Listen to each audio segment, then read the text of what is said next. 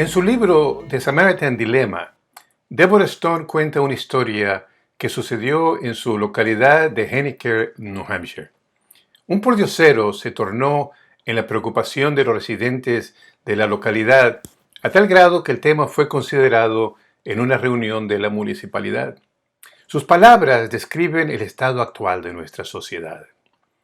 Hace 60 años, escribió ella, lo hubiésemos puesto en la cárcel si hubiese una, en un hostal o en un hogar particular si no hubiese, y se le hubiese dado de comer. Hace 30 años un oficial le hubiese ayudado a llenar documentos para obtener estampillas de comida o asistencia social. Pero ahora, dar de comer a ese hombre hambriento hubiese sido considerado como jugar con el peligro e incluso uno de los delegados señaló que la mejor manera de evitar el problema es no dar comida gratis. No se estaba refiriendo a un criminal, no estaba hablando de un agresor sexual, estaba hablando de alguien que no tenía trabajo y estaba pidiendo ayuda en una esquina. No sabemos la razón de la situación de ese hombre. Aparentemente no era de esa área, probablemente era indigente.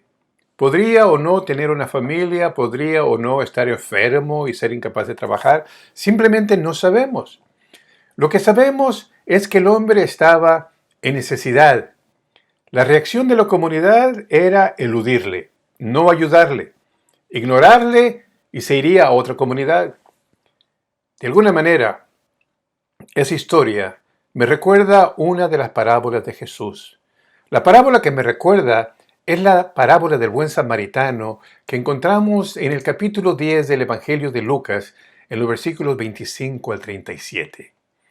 En esa parábola encontramos la historia de un hombre en sufrimiento y la reacción de dos representantes de la sociedad religiosa del día a su situación en comparación con las acciones de alguien que consideraban un proscrito. Consideremos el contexto de la parábola. La parábola fue dicha por Jesús en respuesta a una pregunta que le hizo a alguien a quien hoy día podríamos llamar un abogado. La pregunta del abogado fue, ¿qué debo hacer para heredar la vida eterna? Esa fraseología, tengo que reconocer, no es del Antiguo Testamento. El Antiguo Testamento simplemente dice, haz esto, haz lo otro y vive. El abogado está usando la terminología de Jesús, sin embargo. En realidad está preguntando, ¿cuál es la esencia de tu enseñanza? Se nos dice que el abogado hizo esa pregunta para probar a Jesús. Su motivo no era aprender, sino poner a Jesús en una situación difícil, demostrar que era un maestro falso. La suya, con todo, era una pregunta válida. ¿Cómo me puedo asegurar de tener un lugar en el cielo?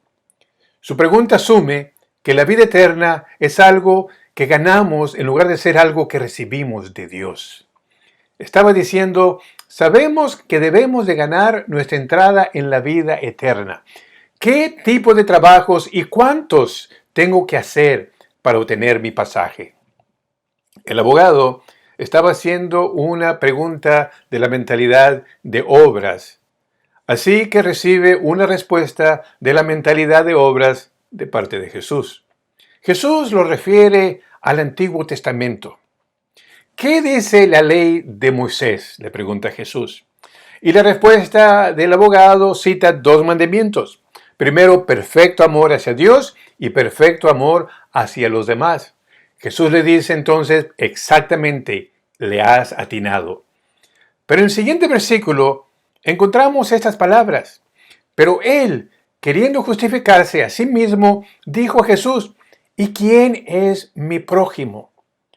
Es significativo que Lucas dice que quería justificarse a sí mismo. En otras palabras, había un en el horizonte. Se da cuenta que si ha de ser salvo por la ley, quizá debiera de ampliar la definición de salvación para asegurarse de tener su pasaje. Así que procedió a hacer lo que la gente con la mentalidad de obras hace. Empezó a diluir la ley. Al preguntar, ¿quién es mi prójimo?, Estaba introduciendo un método rabínico común para diluir la ley de Dios. Alfred Edersheim, en su maravillosa producción La vida y los tiempos de Jesús el Mesías, señala lo siguiente: los rabinos enseñaban que los idólatras no han de ser salvados cuando estuviesen en un peligro inminente, y que los herejes y los apóstatas deberían de ser llevados a un peligro inminente. También enseñaban que una carga había de ser aliviada solamente de una bestia perdida si le pertenecía a un israelita, pero no si pertenecía a una persona que no fuese judía. Pero Jesús no estaba para juegos legalistas. En cambio, le cuenta una historia designada para mantener en alto los estándares de Dios y mostrar al abogado que estaba muy corto de estar a la altura de los requisitos divinos. Elena White, en lo que yo considero su mejor libro, El deseado de todas las gentes, nos dice lo siguiente: el modo de disipar las tinieblas consiste en dar entrada a la luz. La mejor manera de tratar con el error consiste en presentar la verdad. Es la revelación del amor de Dios lo que pone de manifiesto la deformidad y el pecado de la egolatría. Página 461. Jesús procedió después a describir una situación en la cual amar a tu prójimo como a ti mismo claramente demanda una involucración personal. Estas son las palabras de Jesús. Un hombre descendía de Jerusalén a Jericó y cayó en manos de ladrones, los cuales le despojaron, e hiriéndole se fueron dejándole medio muerto. Aconteció que descendió un sacerdote por aquel camino, y viéndole pasó de largo. Asimismo, un levita, llegando cerca de aquel lugar, y viéndole pasó de largo. Pero un samaritano que iba de camino vino cerca de él, y viéndole fue movido a misericordia, y acercándose vendó sus heridas, echándoles aceite y vino, y poniéndole en su cabalgadura, lo llevó al mesón y cuidó de él. Otro día, al partir, sacó 2 denarios y los dio al mesonero, y le dijo: cuídamele, y todo lo que gastes de más, yo te lo pagaré cuando regrese. Según sus propias palabras, el prójimo del abogado era el hombre que había sido asaltado. No se requiere de un título de astrofísica para ponerse a uno mismo en el lugar del hombre que fue asaltado. Jesús tenía que destrozar la mentalidad de obras del abogado al destrozar su seguridad de que estaba cumpliendo con la ley de Dios. ¿Quiénes son los primeros hombres que se encuentran al hombre asaltado? Un sacerdote y un levita. Tanto los sacerdotes como los levitas estaban involucrados en el culto del templo y tenían que mantenerse libres, según ellos, de lo que consideraban impurezas. De otra manera, no hubiesen podido llevar a cabo sus responsabilidades. Esto les proveía una racionalización, una excusa para no tener que ayudar a aquel pobre hombre. Pero no únicamente no le ayudaron, sino que pasaron de largo. La traducción de la Nueva Biblia Latinoamericana lo pone más cercanamente al original griego. Pasaron por el otro lado del camino. En otras palabras, se cruzaron al otro lado de la calle. Esos 2 hombres pertenecían a la misma clase social y religiosa que el abogado. La asociación fue clara para él y para los demás que estaban presentes. No podía evitar el identificarse con ellos y condenarse a sí mismo en el proceso. Ahora bien, ¿quién es el héroe en la historia? Un samaritano. Debido a su defectiva devoción al judaísmo y sus antecedentes en parte paganos, los samaritanos eran despreciados por los judíos. Los judíos con frecuencia se burlaban de los samaritanos. Rechazaban la copia samaritana de la ley, rechazaban públicamente que los samaritanos tuviesen algún parentesco con los judíos. Los samaritanos eran maldecidos en público en las sinagogas. No podían ser testigos en las cortes judías y no podían tampoco convertirse al judaísmo. Los pobres, cuando no les llovía, les caía granizo. Así que ahí tenemos a un samaritano, a quien el abogado ni siquiera consideraría un ser totalmente humano, mucho menos su prójimo. hay que tener en cuenta que en el versículo 37 el abogado rehúsa incluso nombrarle. Ni siquiera le llama samaritano, Dios no lo quiera. Simplemente se refiere a él como el que tuvo misericordia de él. Pero es ese samaritano quien ejemplifica lo que significa cumplir con la ley de Dios. La pregunta del abogado era: ¿a quién tengo que amar para obtener mi pasaje, mi billete para la tierra prometida, para el cielo? Y la respuesta de Jesús fue muy clara y contundente: a todos, sin importar su raza o sus antecedentes religiosos. El samaritano había mostrado amor hacia el hombre que había sido atacado, y el abogado tendría que hacer lo mismo. Tendría que amar a un samaritano, algo que odiaba siquiera considerar, mucho menos hacer.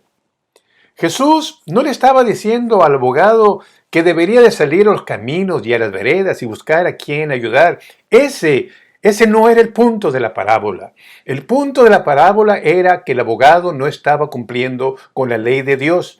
No podía seguir de paso y recoger $200 como en el juego de Monopolio.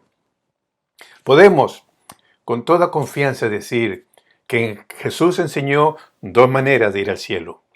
Algunas veces enseñó que la vida eterna es un regalo gratis de Dios que he recibido por fe, y otras veces enseñó que tienes que ganarte el derecho a ir al cielo haciendo buenas obras. Lo voy a repetir.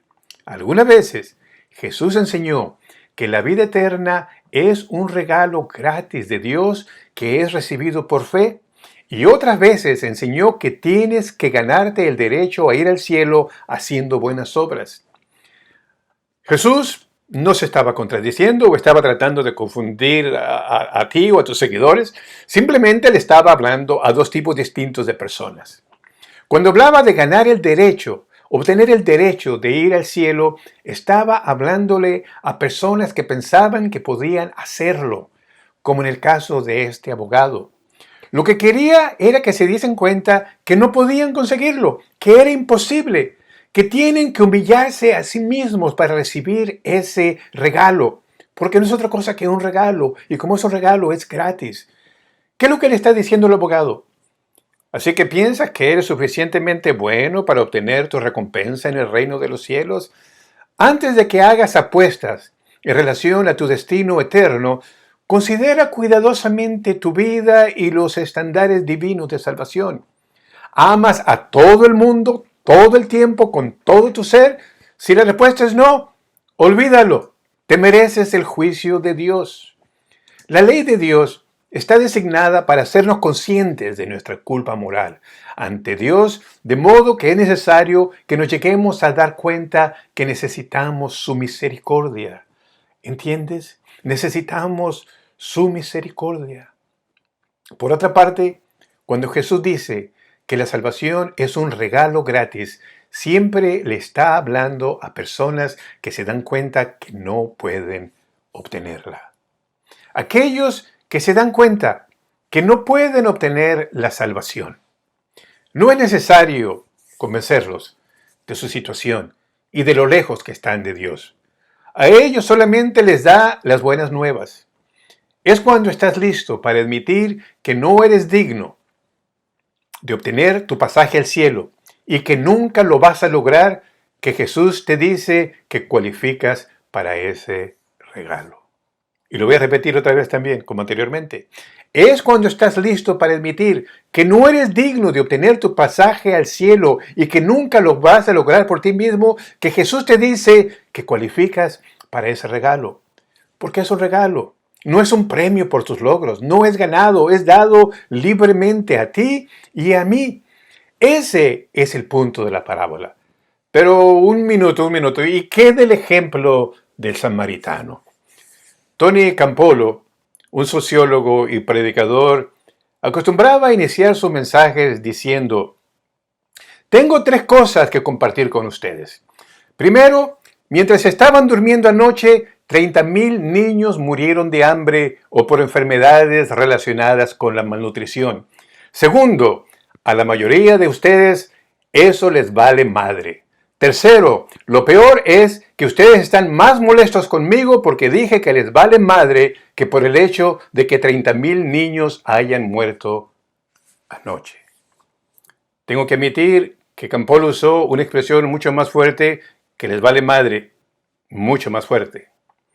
Del ejemplo, entonces, del samaritano, podemos obtener estos datos importantes o estos principios importantes. Primero, el amor bíblico es activo. El amor bíblico no es pasivo. Segundo, el amor bíblico se extiende a tu prójimo. Tercero, el amor bíblico se preocupa por el aquí y el ahora. Y cuarto, el amor bíblico baja el cielo a la tierra. Un acto de bondad que le aconteció al escritor bíblico Bernard Heard en 1982 lo transformó profundamente. Era él en ese entonces un estudiante viviendo en Londres. Y Bernard nos cuenta esta inspiradora historia. La policía llamó a mi tugurio estudiantil temprano por la tarde, pero no contesté porque pensaba que era para desalojarme. No había pagado la renta por varios meses. Pero entonces pensé, mi madre no ha estado muy bien. ¿Qué si le ha pasado algo? No tenía teléfono en ese tugurio y los celulares no se habían inventado todavía, así que tuve que ir a llamar desde el teléfono público en la esquina. Llamé a casa en Leeds para descubrir que mi madre estaba hospitalizada y no se esperaba que sobreviviría la noche. Ven a casa, hijo, me dijo mi padre. Me dirigí a la estación del tren para descubrir que el último tren ya había partido. Un tren iba hasta Peterborough, pero perdería mi conexión con el tren a Leeds por 20 minutos. Compré un boleto para casa y me subí al tren de todos modos. Era un estudiante pobre y no tenía dinero para un taxi que me llevase a casa, pero tenía un destornillador en el bolsillo y un montón de llaves maestras. Estaba tan desesperado por llegar a casa que pensaba robar un auto en Peterborough, pedir un aventón, robar a alguien, alguna cosa, cualquier cosa. Solamente sabía por el tono de voz de mi padre que mi madre iba a morir esa noche y pensaba llegar a casa, aunque me costase la vida. Boleto, por favor, escuché conforme miraba a la oscuridad por la ventanilla. Busqué el boleto en mi bolsillo y se lo di al conductor cuando se acercó. Lo estampó, pero se detuvo a mirarme. Yo había estado llorando, tenía los ojos rojos y ha de haber notado que tenía miedo. ¿Estás bien?, me preguntó. Por supuesto que estoy bien, le dije. ¿Por qué no habría de estarlo? ¿Qué tiene que ver contigo, de todos modos? Te ves muy mal, me dijo. ¿Hay algo que pueda hacer por ti? Te puedes desaparecer y no meterte en lo que no te importa, le dije. Eso sería de mucha ayuda. La verdad, no estaba de humor para conversar con el tipo. Era un tipo bajito y ha de haber notado señales de peligro en mi comportamiento y mi tono de voz, pero se sentó a mi lado, de todos modos, y continuó hablando. Si hay algún problema, te puedo ayudar. Para eso me pagan. Yo era un tipo robusto, así que inicialmente consideré darle un empujón para que se fuese, pero de alguna manera me pareció inapropiado. La verdad, no estaba haciendo ningún mal. Estaba yo pasando por las etapas del duelo, de negación, enojo, culpabilidad, retraimiento, todo menos aceptación. Estaba hirviendo en un caldero de emoción y se había colocado en mi línea de fuego. La única cosa que se me ocurrió para deshacerme de él fue contarle mi historia. Mi madre está en el hospital, se está muriendo, no va a sobrevivir esta noche y voy a perder la conexión en Leeds de Peterborough. No estoy seguro cómo voy a llegar a casa. ¿Es hoy o nunca? No voy a tener otra oportunidad. Estoy muy molesto. La verdad, no estoy con deseos de conversar, así que te agradecería que me dejases solo, ¿ok? Ok, me dijo finalmente, poniéndose de pie. Lamento escuchar lo que te pasa, hijo. Te voy a dejar solo. Espero que puedas llegar a casa a tiempo. Se retiró de regreso por donde vino. Continué mirando por la ventanilla a la oscuridad, pero regresó unos 10 minutos más tarde. Oh, no, pensé, aquí vamos de nuevo. Esta vez estaba dispuesto a darle una buena tunda. Tocó mi brazo. Escucha, me dijo. Cuando lleguemos a Peterborough, dirígete rápidamente a la plataforma 1 tan pronto como puedas. El tren que va a Leeds te va a estar esperando. Lo miré estupefacto. No estaba captando. ¿Cómo fue eso? Le dije estúpidamente. ¿Qué es lo que me quiere decir? ¿Está tarde el tren o algo? No, el tren no está tarde, me dijo defensivamente, como si le molestase que los trenes estuviesen tarde. De ninguna manera. Llamé a Petersboro. Van a detener el tren para ti. Tan pronto te subas, van a partir. Todos se van a quejar de la tardanza, pero no te preocupes por eso esta vez. Vas a llegar a casa y eso es lo que importa. Buena suerte y que Dios te bendiga. Se levantó y siguió por el pasillo de nuevo. ¿Boletos, por favor? ¿Algún otro boleto? De pronto me di cuenta que había sido el mayor estúpido del mundo. Así que fui detrás de él por el pasillo. Quería darle todo el dinero en mi bolsillo, mi licencia de conducir, mis llaves, pero sabía que se iba a ofender. Lo alcancé y le tomé del brazo. Solamente quería... De pronto me quedé sin palabras. Está bien, me dijo, no hay problema. Una cálida sonrisa adornaba su rostro y tenía los ojos anegados de compasión. Era un buen hombre y por lo que había hecho no requería nada en pago. Quisiera tener alguna forma de agradecerte, le dije. Agradezco mucho lo que has hecho. No hay problema, me dijo de nuevo. Si sientes que necesitas agradecerme, la próxima vez que veas a alguien con problemas, ayúdale. Eso me va a pagar ampliamente. Dile que te pague de la misma manera y pronto el mundo va a ser un lugar mejor. Estuve al lado de mi madre cuando falleció en las primeras horas de la madrugada. Incluso ahora no puedo dejar de pensar en ella, sin recordar al buen conductor en ese tren de noche a Peterborough. Hasta el día de hoy no tolero que se diga algo en contra de British Rail. Mi encuentro con el buen conductor me transformó de ser egoísta, potencialmente un violento hedonista, a un ser humano decente. Pero tomó tiempo. Le he pagado de vuelta miles de veces desde entonces, le digo a los jóvenes con quienes trabajo, y lo voy a continuar haciendo hasta el día que muera. No me deben nada, nada en lo absoluto. Si piensas que me debes algo, te doy el mismo consejo que me dio el buen conductor. Pásalo a la siguiente persona. Las palabras de Jesús suenan similares a esta historia. Nadie tiene un amor mayor que este, que uno dé su vida por sus amigos. Como cristianos adventistas, Jesús nos ha salvado por su gracia. Nos ha mostrado su gran amor al dar su vida por nosotros. Tenemos la seguridad de la salvación por algo que no podemos lograr por nosotros mismos, por algo que no podemos ganar, por algo que ya ha sido hecho por Él. Jesús compró nuestro boleto para la vida eterna. Su sangre lo hizo todo posible. Nuestro papel es reciprocar ese amor, no para ganar la salvación, sino por lo que ha sido hecho por nosotros. El llamado cristiano es de ser los pies y las manos de Jesús en esta tierra. Cuando salimos de nuestra zona de confort y nos comportamos como el samaritano, podemos escuchar la voz de Jesús. Lo que ustedes hicieron para ayudar a una de las personas menos importantes de este mundo, a quienes yo considero como hermanos, es como si lo hubieran hecho para mí. Que el mensaje del buen conductor no se quede contigo. Pásalo a alguien más.